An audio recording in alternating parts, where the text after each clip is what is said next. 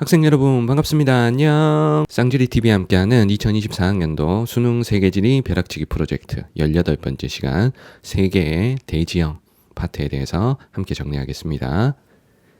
자, 대지형 파트는 시험 문제에 지도의 위치를 찍어놓고 출제하는 경우가 많기 때문에 선생님이 말씀드리는 고기습곡산지, 신기습곡산지의 위치를 정확하게 기억해 주시고, 그리고 다음 페이지에 가서는 지각판의 경계에 해당되는 곳들의 위치와 특징 잘 정리해 주시면 되겠습니다.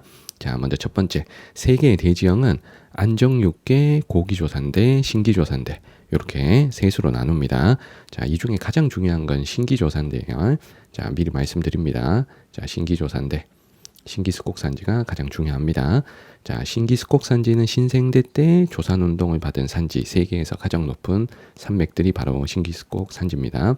자, 반면에 자, 고기조산대는 고생대 때 습곡작용을 받아서 만들어진 산지고, 신기습곡산지들보다는 침식된 시간이 좀 길다 보니까 해발 고도가 조금은 낮은 특징이 나타납니다.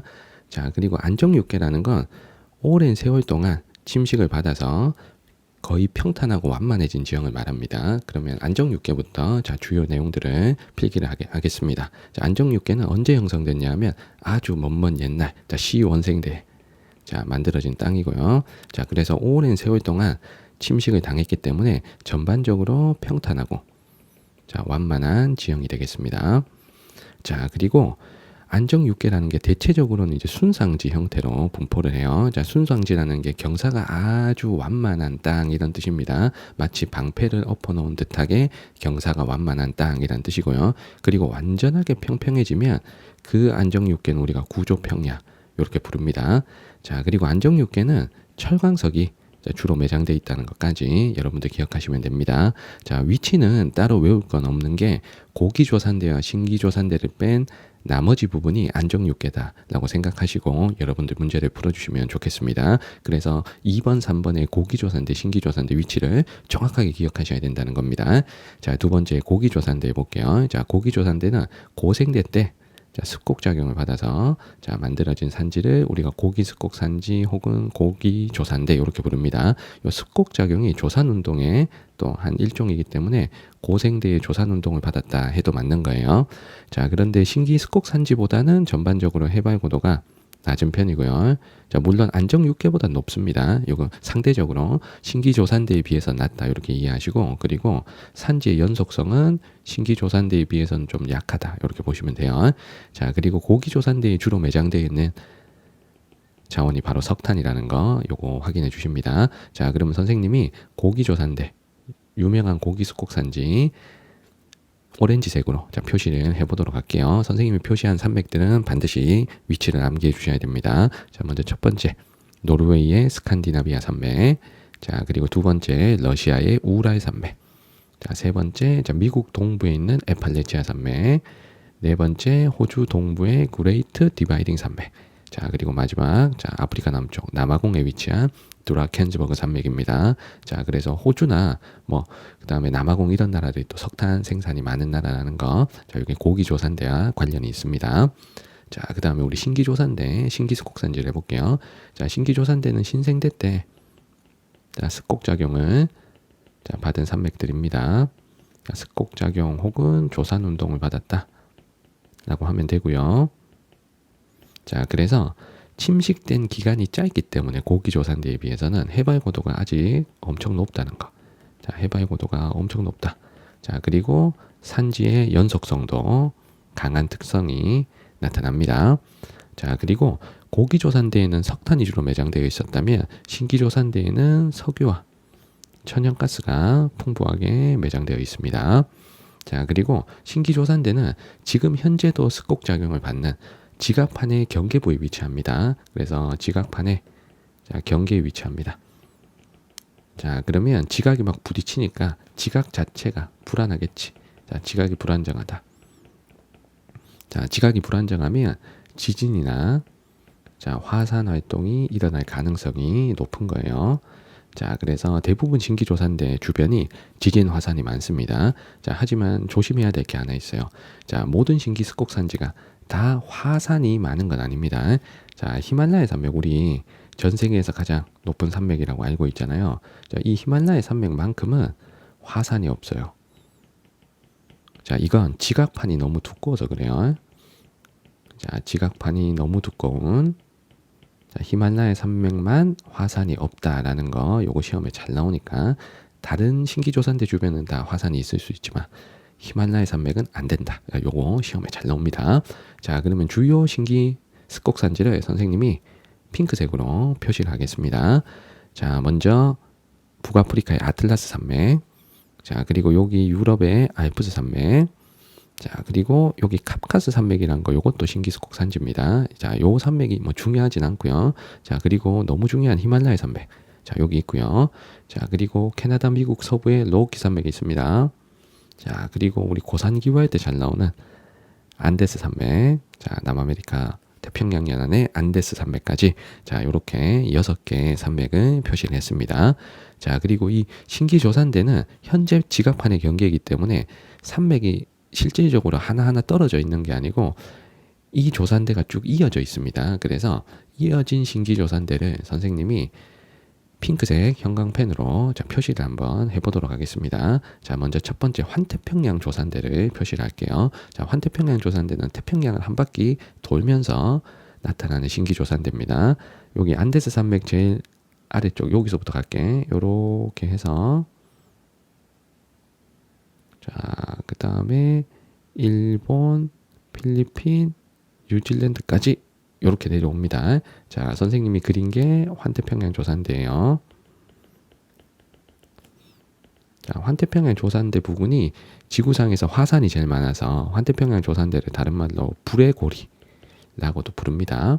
자, 그 다음에 알프스 히말라야 조산대를 표시를 해볼게요. 알프스 히말라야 조산대는 아틀라스 산맥부터 인도네시아까지 여러분들이 표시를 해주시면 되겠습니다. 아틀라스 산맥부터 알프스 산맥으로 와. 자, 그리고 터키랑 카카스 산맥 지나서 이라크, 이란 지나서 히말라야 산맥으로 온 다음에 말레이 반도 지나 인도네시아까지 이렇게 이어지면 되겠습니다. 자, 그래서 요 라인을 우리가 알프스 히말라야 조산대 라고 해요.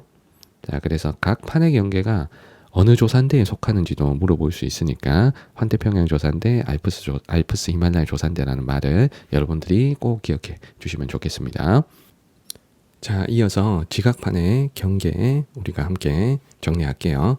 자, 지각판의 경계는 크게 보면 발산형 경계, 수렴형 경계, 보존형 경계 이렇게 자, 세 수로 나눕니다. 자, 일단 발산형 경계라는 건 새로운 지각이 생성되는 것을 의미합니다. 그래서 판이 갈라지는 경계를 우리가 발산형 경계라고 해요. 자, 판이 갈라지는 경계. 자, 판이 갈라진다 그러면 새로운 지각이 자, 만들어지는 경계가 되는 겁니다. 새로운 지각이 자, 생성되는 경계. 자, 하지만 수렴형 경계는 두 판이 충돌하는 경계이기 때문에 기존 지각이 소멸되는 경계예요. 판이 충돌하는 혹은 수렴하는 경계. 자, 그러면 기존 지각은 자, 부딪혀서 없어진다. 기존 지각이 소멸되는 경계다. 라는 뜻입니다. 자, 보존형 경계는 새로운 지각이 생성되는 것도 아니고 자, 소멸되는 것도 아닙니다. 자, 지각이 자, 생성되거나 소멸되는 경계가 아닌 그대로 보존되어 있다라고 해서 보존형 경계 이렇게 불러요. 그래서 보존형 경계는 판이 단순히 어긋나서 자, 미끄러지는 경계다 이렇게 보시면 되겠습니다. 자, 먼저 발산형 경계, 수렴형 경계 요 두 개가 중요하니까 요 두 개에 대해서 정리하겠습니다. 자, 발산형 경계는 다시 둘로 나눠요. 첫 번째, 두 개의 해양판이 갈라지는 경계가 있습니다. 자, 요 두 개의 해양판이 갈라지는 경계는 대부분 바다 밑에 있어요. 태평양 한가운데, 대서양 한가운데 위치를 합니다. 자, 그러면 여기에 화살표가 이런 식으로 움직이거든. 그럼 요 중앙에 판의 경계를 우리가 해령이라 부르는데 이 해령이란 게 마그마가 분출해서 판의 경계에 마그마가 분출해서 해양판이 양쪽으로 갈라지는 경계를 우리가 해령이라고 합니다. 그래서 두 개의 해양판이 갈라지는 경계에는 뭐가 형성된다? 해령이 형성됩니다. 이게 태평양 한가운데만 있는 게 아니고 대서양 한가운데도 이런 식으로 있어요. 화살표가 이렇게 움직이는 거 여러분들 보이시죠? 자, 그런데 이 해령이 대부분 바다 밑에 잠겨 있겠지만 수면 위로 드러난 유일한 곳이 전 세계 한 곳이 있습니다. 그곳이 바로 아이슬란드예요. 그래서 대지형 파트에서 아이슬란드가 비교적 시험에 잘 나옵니다. 자, 여기가 아이슬란드죠. 자, 밑에 화살표 방향 보면 발산형 경계라는 거 우리가 쉽게 확인할 수가 있겠습니다. 자, 두 번째 발산형 경계, 대륙판 내부가 갈라지는 경계를 해볼게요. 대륙판 내부가 양쪽으로 당기는 힘이 작용해서 갈라졌다는 건 단층 작용을 받았다는 겁니다. 자, 대규모 단층 작용을 받아가지고 낮아진 부분이 쭉 이어진 이 골짜기를 우리가 지구대라 부르거든요. 그래서 대륙판 내부가 갈라지는 경계는 대규모 단층인 지구대가 만들어지고, 이 지구대로 시험에 나올 수 있는 곳이 바로 동아프리카 지구대입니다. 자, 동아프리카 지구대 여러분들 반드시 기억합니다. 그러면 동아프리카 지구대에 물이 고인 호수들이 있거든요. 그 호수는 우리가 단층호라고 보시면 되겠죠. 단층 작용으로 만들어진 호수란 뜻입니다. 자, 그 다음에 수렴형 경계를 해볼게요.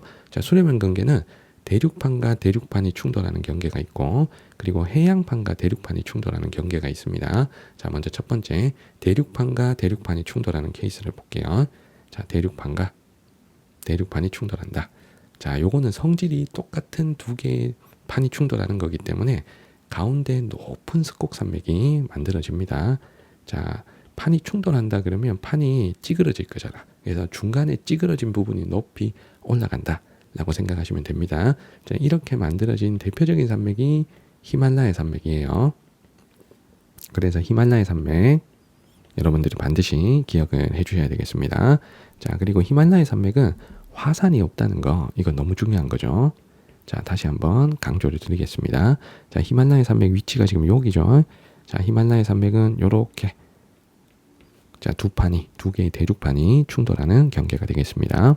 자, 그 다음에 해양판과 대륙판이 충돌하는 경계, 가장 대표적인 곳이 안데스 산맥이에요. 자, 안데스 산맥 서쪽에는 태평양의 해양판인 나스카판이 있고요. 자, 그리고 남아메리카판이 또 동쪽에 있잖아. 그래서 이 나스카판과 남아메리카판이 충돌해서, 자, 대륙판 쪽이 쭉 스곡 작용을 받아 올라간 이 부분이 안데스 산맥이 되는 겁니다. 자, 그래서 해양판과 대륙판이 충돌하는 경계에서도 스곡 산맥이 생기는데 대륙판의 가장자리에 스곡 산맥이 생기고요. 자, 반면에 해양판의 가장자리는 해양판이 대륙판 아래로 자꾸 밀려 들어가면서 깊은 골짜기를 만듭니다. 그 깊은 골짜기, 수심이 엄청 깊은 골짜기를 우리는 해구라고 해요. 그래서 해양판의 가장자리에는 해구, 대륙판의 가장자리에는 습곡산맥이 형성된다. 이렇게 알고 계시면 되겠습니다. 자, 그리고 해양판이 대륙판 안으로 밀려 들어가면서 바다에서 화산 폭발이 일어날 수 있거든요. 그러면 바다 쪽 경계 쪽에 화산섬들이 생길 수가 있습니다. 그래서 이 경계에는 추가로 화산섬이 생길 수 있다. 이 화산섬들이 환태평양 조산대에 있는 화산섬들이 있죠. 뭐 일본이나 필리핀이나 뉴질랜드 같은 곳들도 해양판과 대륙판이 충돌하는 수렴형 경계에 해당된다라는 겁니다. 자, 그리고 마지막으로, 자, 판이 어긋나서 미끄러지는 경계는 여기만 보시면 돼요. 여기 선생님이 동그라미 친 여기. 자, 여기가 샌 안드레아스 단층이라고 부르는 곳입니다. 샌 안드레아스 단층.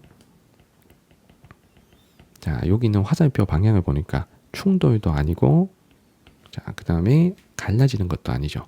단지 어긋나서 미끄러지기 때문에 지각이 생성되거나 소멸되는 경계가 아닌 보존형 경계에 해당이 되겠습니다. 자, 이렇게 해서 우리 지각판의 경계까지 다 정리를 했습니다. 자, 관련된 문제, 올해 6월 모평 12번 문제를 볼게요. 자, 먼저 차마고도는 차와 말을 교환하던 아시아의 오래된 교역로 중 하나이다. 그래서 아시아에서, 자, 실크로드 건너, 자, 유럽 쪽으로 가는 그 길에 있는 어떤 산맥이라는 겁니다. 자, 그리고 두 대륙판의 충돌 경계에 발달한 이 산맥이니까, 자, 이 산맥은 히말라야 산맥이라는 걸 알 수가 있겠죠. 자, 두 번째, 자, 나산맥은 잉카 제국, 고산도시 쿠스코 같은 힌트들이 있기 때문에, 자, 이 산맥을 우리는 안데스 산맥이라는 걸 또 충분히 유추가 가능합니다. 자, 세 번째, 다산맥은 미국 동부에 있고 석탄이 매장되어 있다라는 힌트를 통해서 미국 동부 고기 스곡 산지인 에팔레치아, 자, 산맥이라는 걸 알 수가 있겠죠. 자, 그래서 히말라야 산맥과 안데스 산맥은 신기 스곡 산지고, 자, 에팔레치아 산맥은 고기 스곡 산지다라는 걸 우리가 압니다. 자, 그러면 선택지 풀이를 해볼게요. 자, 1번에 가는 신기 스곡 산지가 돼야지. 1번 틀렸고요. 자, 2번에 안데스 산맥은 대륙판과 해양판이 수렴하여 형성되었다. 자, 이게 맞는 거죠. 자, 정답 2번. 자, 3번에 불의 고리는 환태평양 조산대를 의미하는 말이라 그랬습니다. 자, 에팔레치아 산맥은 미국 동부에 있기 때문에 환태평양 조산대에 해당하지 않죠. 3번 틀렸고 4번의 형성 시기는 고기 조산대 다가 빨라야 되니까 틀렸습니다. 자, 5번에 평균 해발 고도는 신기스콕 산지인 안데스 산맥이 고기스콕 산지인 에팔레치아 산맥보다 높아야 되겠죠. 자, 정답은 2번입니다. 자, 마지막으로 올해 9월 목표 11번 문제를 풀겠습니다. 세 개의 지진 발생 지점을 나타낸 것이고 옳지 않은 걸 고르겠습니다. 자, 먼저 1번에 지진 발생 지점은 대부분 판의 경계와 일치하죠. 자, 우리가 아는 판의 경계, 뭐 환태평양 조산대라든가 알프스 히말라야 조산대라든가 아니면 뭐 중앙 해령 쪽이라든가 자, 요런 데가 지진이 많습니다. 자, 두 번째 A에는 대륙 내부에서 판이 갈라지며 형성된 지구대가 있다. 요 A 위치가 동아프리카 지구대죠. 자, 그러면 2번의 설명 맞는 거죠. 자, 3번에 B에 표시된 곳이 여기에 히말라야 산맥이 있잖아요. 그래서 히말라야 산맥은 대륙판과 대륙판이 충돌하는 경계니까 두 판이 충돌한다. 여기까지 맞아요. 자, 하지만 마그마 분출이 빈번하다. 이거에서 잘못된 거지. 왜냐하면 히말라야 산맥은 지각판이 워낙 두껍기 때문에 우리가 화산이 없다라는 게 너무 중요하다 그랬죠. 그래서 3번이 틀렸고 정답은 3번입니다. 자, 4번에 C. 여기가 일본 위쪽에 뭐 어느 화산 섬들인데 어쨌든 여기가 환태평양 조산대야. 맞죠? 저 섬 이름 다 몰라도 좋지만 환태평양 조산대에 위치한다는 건 아셔야 됩니다. 자, 그렇다면 해양판과 대륙판이 만나는 수렴 경계에 있다라는 4번은 맞는 설명인 거죠. 자, 그리고 D에 여기에 에팔레치아 산맥이 있습니다. 자, 에팔레치아 산맥은 고기스콕 산지, 그래서 고생대 조산운동으로 형성된 산지. 5번도 맞습니다. 정답은 3번입니다.